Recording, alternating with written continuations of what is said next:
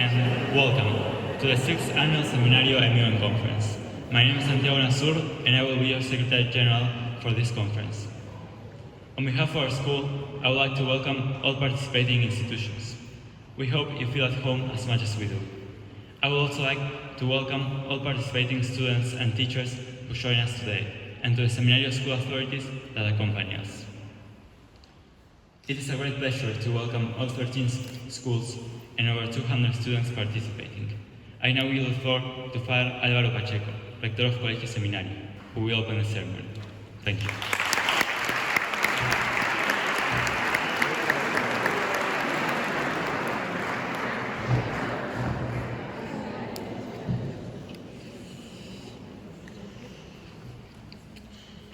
Hi, good morning everyone.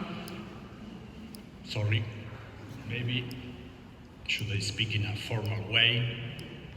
Mrs. President or Chair, dear student delegates from our school and visiting schools, teachers, staff, and everybody, friends here.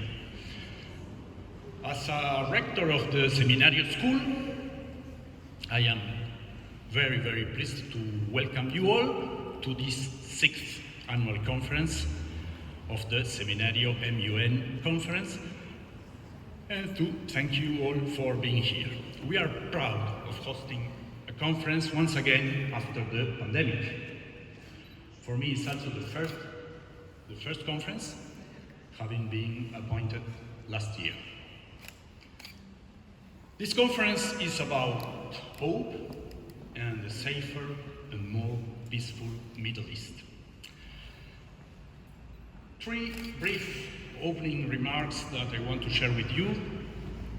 I would say, as a former diplomat, as a Jesuit priest, and also as a rector or principal of this school.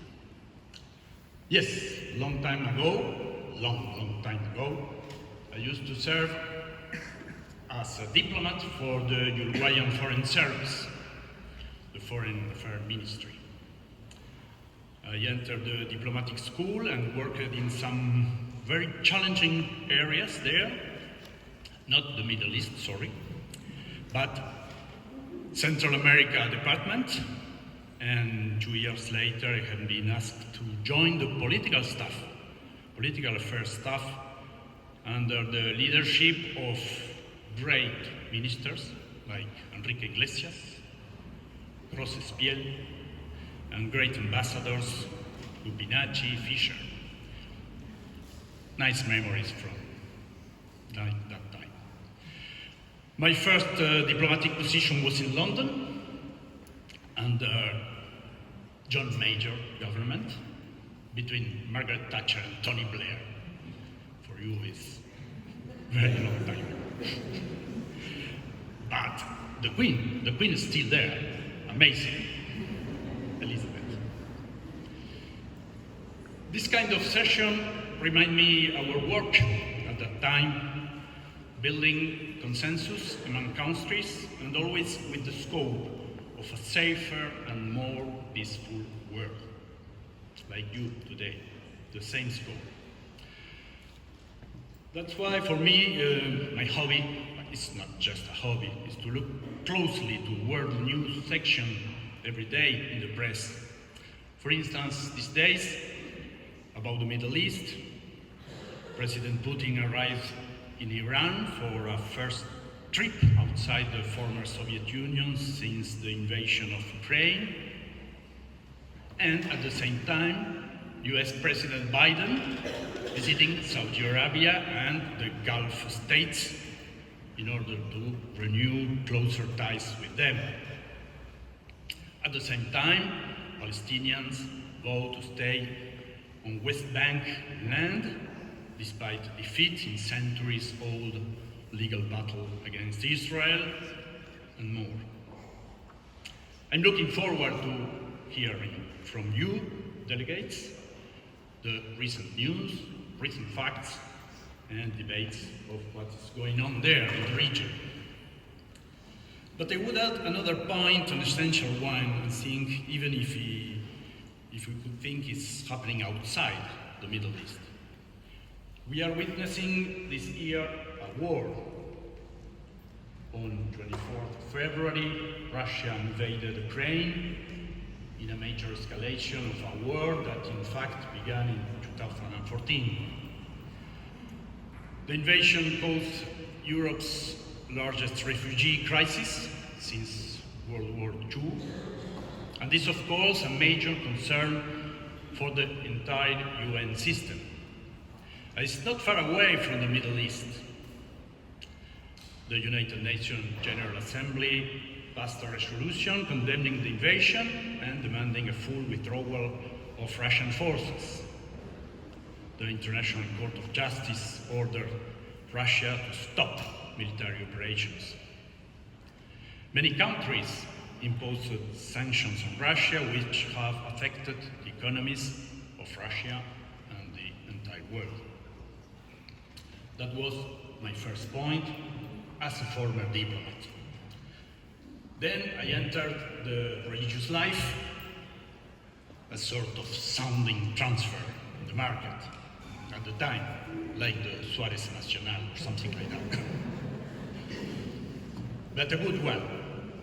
God is calling, the call of God, very kind to me. I have been there more than 10 years in France, studying with the Jesuits. France, very nice country, very nice language also. By the way, there are 6 official languages in the UN system: Arabic, Chinese, English, French, Russian, and Spanish.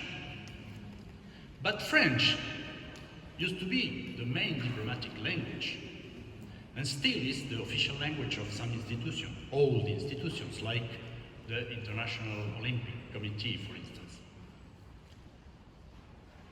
Next time I will speak in French. But what can I say this morning as a Jesuit? On May 20th of May last year, the Society of Jesuits, the Society of Jesuits is the official name for the Jesuits, started a celebration.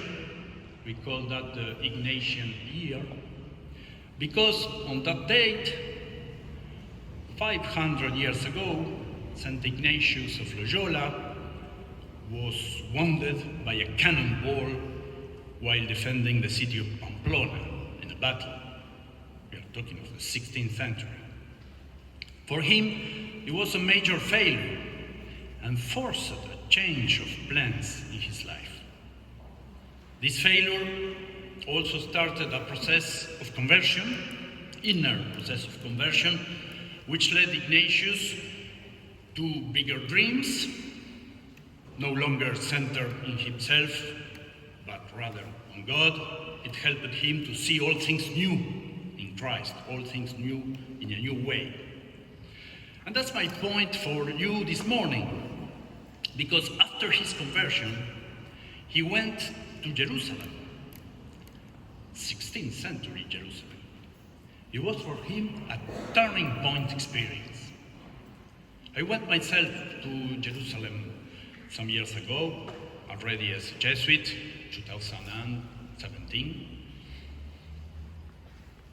It's really amazing to visit this city, not only to follow the path of Jesus or St. Ignatius, but to look closely at this kind of social lab, political lab, 3 religions living together, Muslim, Jewish, and Christian, people living and fighting and struggling together. If you have the opportunity to visit Jerusalem, it's worth a visit. The Ignatian year, by the way, will conclude tomorrow, the 31st of July, being the feast day of St. Ignatius. And a final word, I have to let Mr. Nicolas, Dr. Albertoni speak with you also. A final word now as a rector of the school. High school MUN is a challenging and rewarding experience. You are about to begin a journey that will help you develop confidence in leading others, a stronger awareness of global issues like the Middle East, and the chance to make new friends between all the participating schools. Model UN is a strong experience that can help you also to get into college, university, find your vocation, and become inspired to change the world. That's the important thing. Once again, welcome everybody, good luck with the conference, and thank you very much.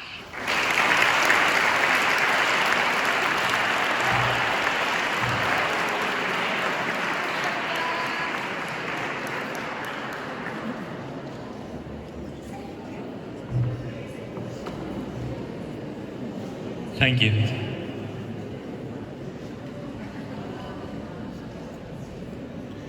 Now we will entertain a speech by our keynote speaker, Nicolás Albertoni. Nicolás Albertoni is currently a professor at the Universidad Católica del Uruguay. He has a bachelor's degree in international relations, a master's degree in economics from the University of Southern California, and another one in Latin American studies from Georgetown University. He also has a PhD in political science and international relations from the University of California, and he's a doctorate in business administration. Nicolás.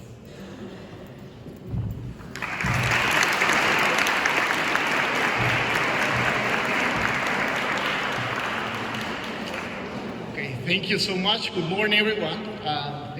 Thank you, Father Pacheco, for your words, and also the member of the chair table, especially Secretary General. Thank you so much for this invitation to a model that I would like to say that I know very well, and I'm very defender and supporter of this kind of model, defending diplomacy in global affairs. So it's a great honor to be here today in this Seminario UN model entitled "In the Hope of a Safer and More Peaceful Middle East." I think it's a great and very necessary topic to talk about. I will entitle my conversation today, that will be very briefly, Uruguay's Vocation of Dialogue in an Uncertain World. That, given the topics that you're going to talk about today, I think it's a very good framework to at least, highlight the vocation of dialogue that we have in the country that you are developing this model. I would like to say first, as I mentioned, that I know very well the model, and I think it's a wonderful tool to show how relevant diplomacy is in these uncertain times. After seeing the committees and issues that you are going to debate, I can reaffirm how relevant this experience is to disseminate consciousness about key challenges of current geopolitics. During this conference, you will debate about disarmament and international security, and more specifically, how you can strengthen disarmament in post-conflict areas. And as Father Pacheco just mentioned, this will be very important issues in the post-Russia-Ukrainian war. You will also talk about social, humanitarian, and cultural debates, especially how we improve living, medical, education, and safety conditions in refugee camps.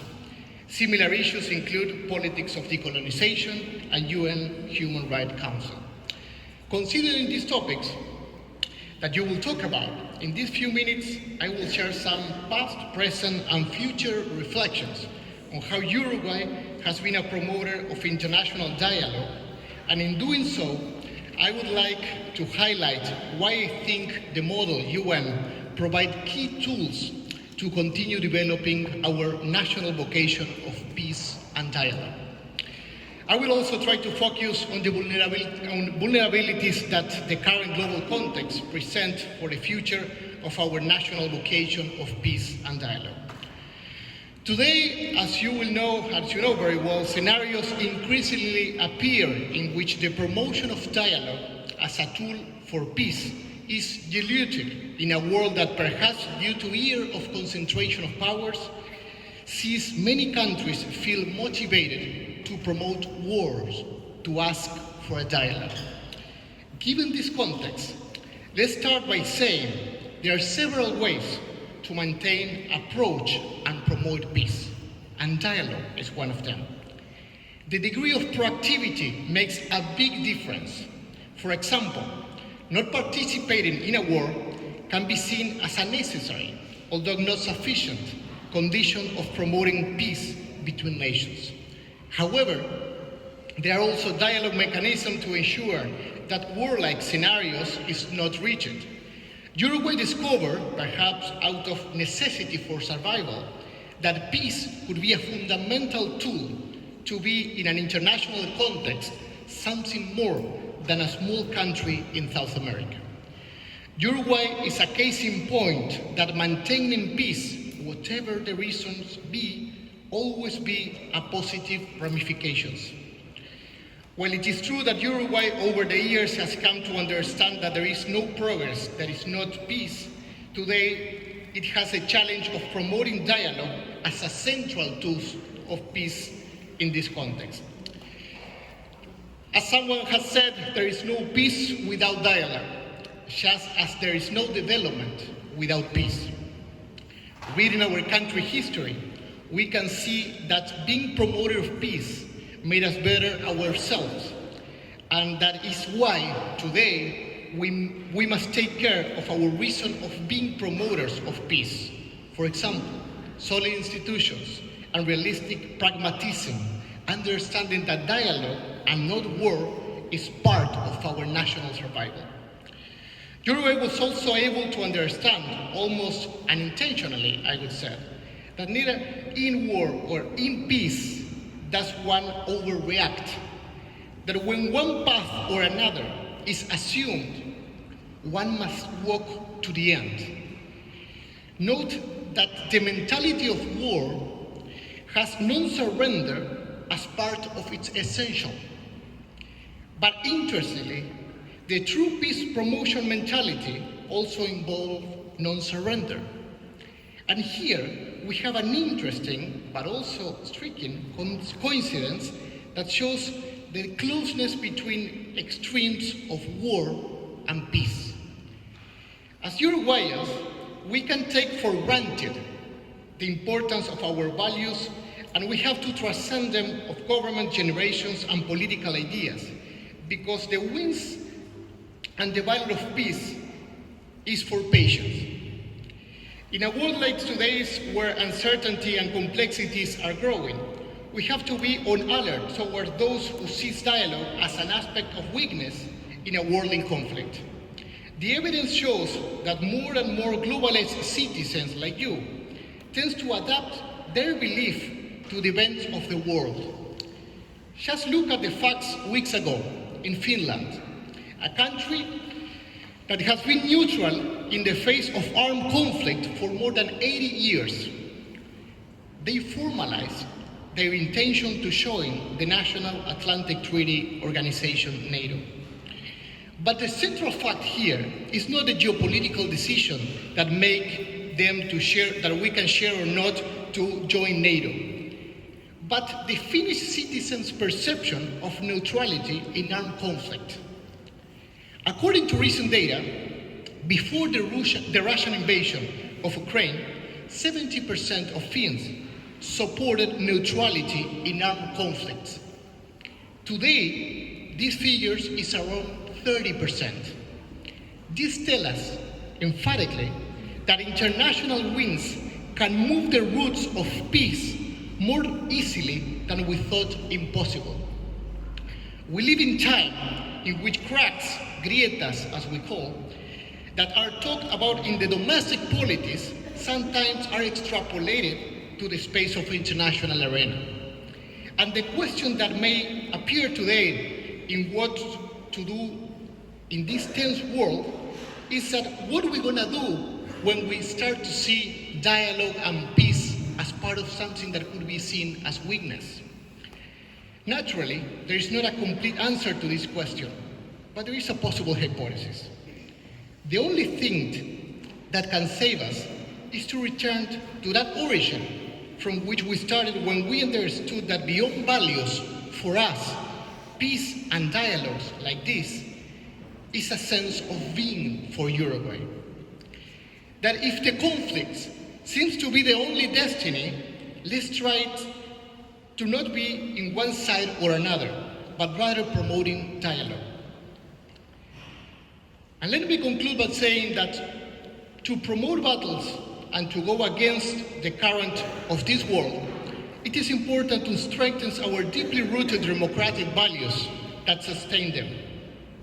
As a former Spanish minister and President has said, as Felipe Gonzalez, when you live in a democracy, you lose appreciation of it. Appreciation is only recovered when it's lost. So again, for all the reasons mentioned before, I think that in these debates you will have today, you will not be only learning about the world, but you will continue developing our national vocation of peace and dialogue. But please, remember that dialogue is just one part of this story. Always remember that there is no better tool for peace than testimony. And as St. Ignatius said, and remember, love is shown more in deeds than in words. So thank you so much, and the best of luck in your debates.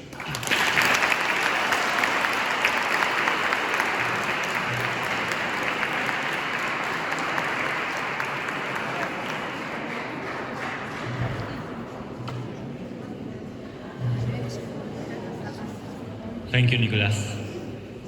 Now, before we head into the committees, we would like to remind you all that on the corridors of the school and inside committees there are special recycling bins for you to get rid of garbage.